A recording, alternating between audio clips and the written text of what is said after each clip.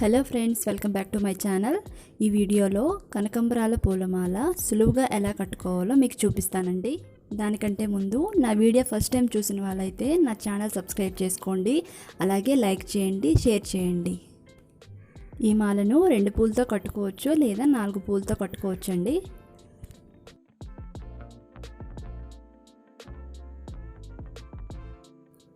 మాల కట్టేటప్పుడు స్టార్టింగ్లో విడిపోకుండా 2 రౌండ్లు తిప్పుకోవాలి.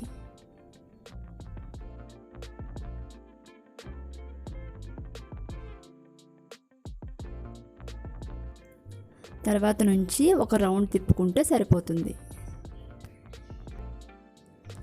ఈ వీడియోను బాగా అబ్జర్వ్ చేసినట్లయితే మీకు పూలమాల కట్టుకోవడం చాలా సులువుగా వచ్చేస్తుందండి.